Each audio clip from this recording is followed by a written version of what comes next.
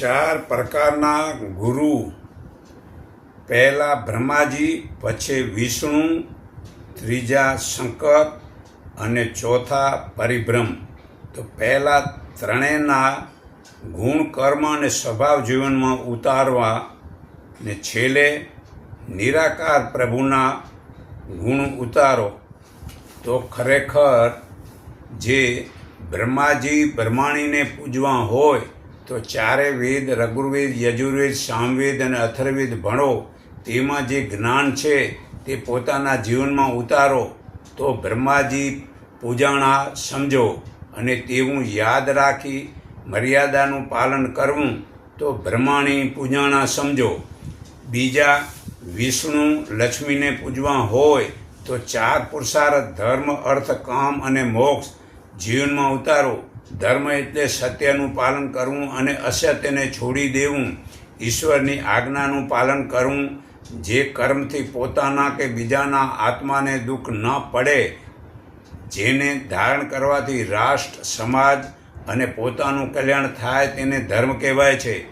અર્થ જાત મહેનતનું, ઈમાનદારીનું કમાવું તે અર્થ કહેવાય છે. મતલબ કે ખોટું છળ, કપટ વગેરે ખોટો વ્યવહાર ન કરવો અને ઈમાનદારીથી ધન કમાવવું તે અર્થ કહેવાય છે. કામ, પોતાની પત્નીને ઋતુદાન ભાવથી ભક્તદાતારીને સુરવીર સંતાન બનાવવા તેને કામ કહેવાય છે.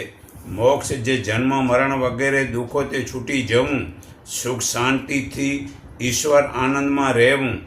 ને લક્ષ્મીને પૂજવા હોય તો ધનનો લોભ ન કરવો અને ખોટી રીતે ન બગાડવું તો લક્ષ્મીને પૂજ્યા કહેવાય છે. શંકર પાર્વતીને પૂજવા હોય તો સંતોષને સમાધિમાં રહી વેદશાસ્ત્રનું જ્ઞાન મુખેથી સત્સંગથી ગંગાનો પ્રચાર કરવો. આ ગંગા એટલે મુખરૂપી સત્સંગનો ગંગાનો જે સાંભળી જીવનમાં ઉતારવાથી તેને મોક્ષ મળે છે. અને પાર્વતીને પૂજવા હોય તો બીજાના દુઃખને હળવા કરવા તે માતા પિતા અને દેવી દેવતાનું પૂજા સમજો. બાકી જે દીવો કે કરી જળ પથ્થરની મૂર્તિ આગળ આરતી ઉતારવાથી તેથી કોઈને લાભ થતો નથી. તો જો મા બાપને પૂજવા હોય તો જે મા બાપે સંતાનોને બનાવ્યા તેને પાળી પોષી મોટા કરી, તેને ભણાવી, લગ્ન કરાવી, તેમને ધંધો, નોકરી વગેરે કરાવી આપ્યું, તેવું પોતાના સંતાનોને કરી આપવું તો મા બાપને પૂજ્યા કહેવાય છે. અથવા મોટી ઉંમરે તે માતા પિતાની ખાવા પીવા, પહેરવા, દવા, કપડાં